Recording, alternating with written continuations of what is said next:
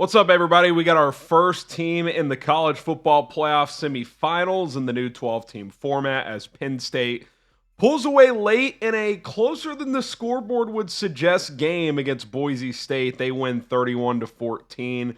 I got a lot of reaction to this one.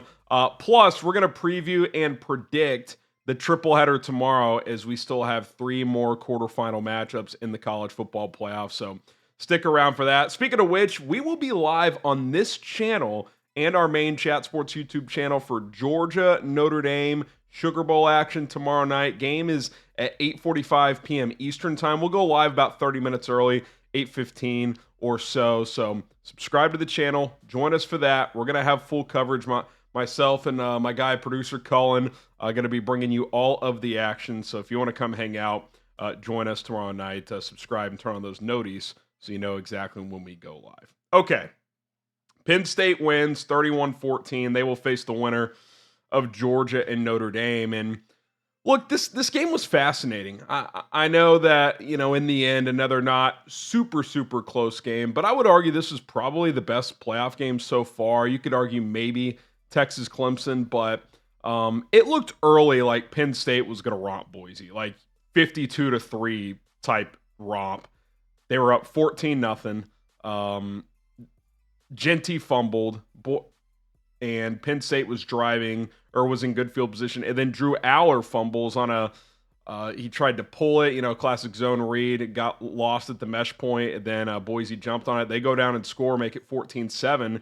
And, they kind of settled in after that. Defense got a few stops after. They end up going down 17-7 at the half. And then early in the second half, Penn State busts the coverage, and it's 17-14. You're like, okay, we got a game here. Pressure is firmly on Penn State at this point because they were dominating early, keeping Jeanty in check. He fumbled twice, lost one, like I mentioned.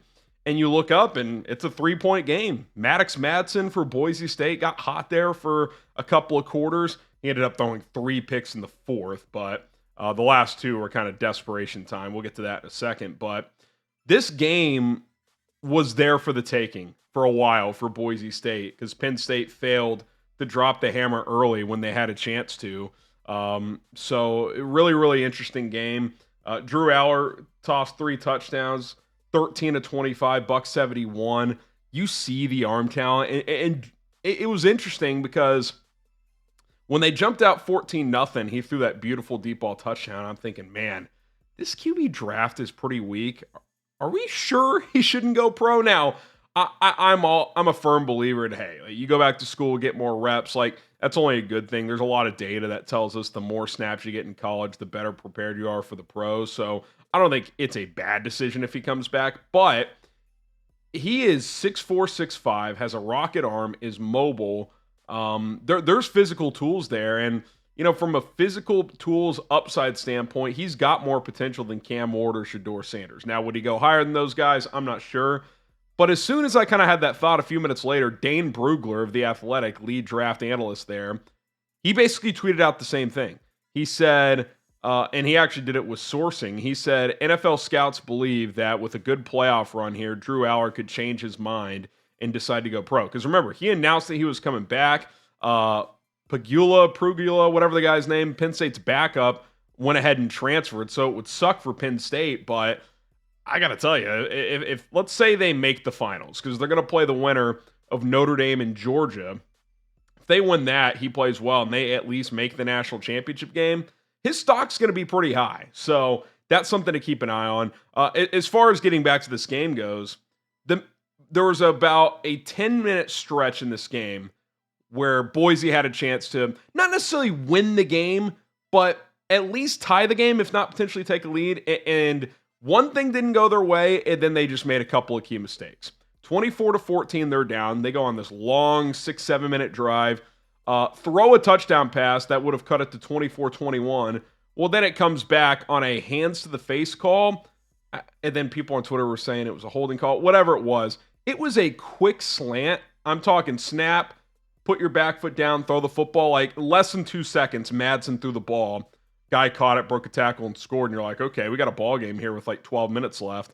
And they call a hands to the face, I believe. And they showed the replay, and I'm like, unless I'm looking at the wrong guy, I don't see a penalty here. And even if it was, it's one of those where it's like, quick slant, you're going to throw a flag on a play that it's not like it prevented the quarterback from getting sacked, is the point I'm trying to make. Like, it had no impact on the play. It's kind of like when you get an illegal contact call on a blindside sack or something. It's like that had nothing to do with the play. But regardless, they called it, and then Madsen on 3rd and long forces one, throws a pick, so they don't even get a field goal attempt there. Well, they get the ball back, drive down again. You're like, okay, there's still plenty of time left, and the kicker misses his 2nd field goal of the night. So they had 2 missed field goals. Ashton Jeanty lost a fumble. He never fumbles. They were on the wrong end of a questionable call that took 7 points off the board, and then he threw a pick which prevented them from getting another field goal attempt. It was 24-14 during all of that. It's let's just say he makes one of the 2 field goals and the touchdown's not called back. I'm not even saying make both field goals, one of the 2. It's 24 all. The game is tied with 8 minutes left. So I think, the elitists of college football, and look, Penn State's a good team. If you watch that full game, they were the better team tonight. The point I'm just trying to make is this was not some one-sided blowout where Boise didn't have a chance. If you watch that game objectively, yes, Penn State was more physical, had more talent, controlled the game more than Boise did, but that game was there to take for Boise State. There was a point early in the 4th quarter where Boise State was outgaining Penn State. And then Singleton bust the long run, and at the end, I'm guessing Penn State had more yardage. But actually, no, they didn't. 412 to 387 in favor of Boise. So my point is yeah, did the better team win? Yes. But could Boise State have won this game or at least made it interesting? Could it have been a 1-score game in the final minutes? Absolutely. So I think they represented the group of 5, group of 6, whatever you're calling it now, pretty well. I think they should feel pretty good about their season. And, honestly, I think going into this game, most Boise fans would have said, you know what, we're probably not going to win, but great season regardless. And I still think that's true, but I do think there's a small part of Boise fans leaving that stadium, walking out of there thinking, man, that game was winnable. That game was really winnable. The crowd seemed to be on their side, more Boise fans. So kind of a missed opportunity there. Is it better for the playoff if Penn State advances to get the big boys in the semis? Probably, but I found myself pulling for Boise at times tonight. Maddox Madsen, he answered the bell because Jeanty, for most of this game, and give Penn State credit, it was their mission to slow him down. And he busted about a 26, 27-yarder on a 3rd and 21 in the 3rd or 4th quarter. That kind of got him going, but 30 carries for 104 yards. It's less at 3.5 per carry. He had to work for every yard he got tonight.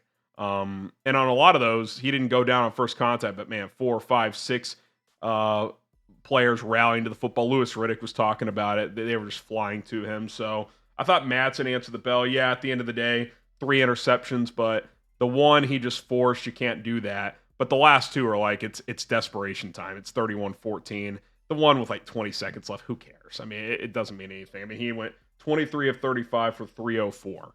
So the first pick was killer. Other than that, he played a pretty damn good game when he had to because Ashton Jeanty got held in check for most of the night. On the flip side, Kaytron Allen, Nick Singleton, 29 carries, 221 yards combined. I thought Penn State's offensive coordinator, who's very well respected, I forget his name, Kotelnicki, whatever it is, they got him from Kansas, has done a great job. Drew Allar's improved a lot under him, but there were several moments tonight where I'm like, dude, just keep running the ball.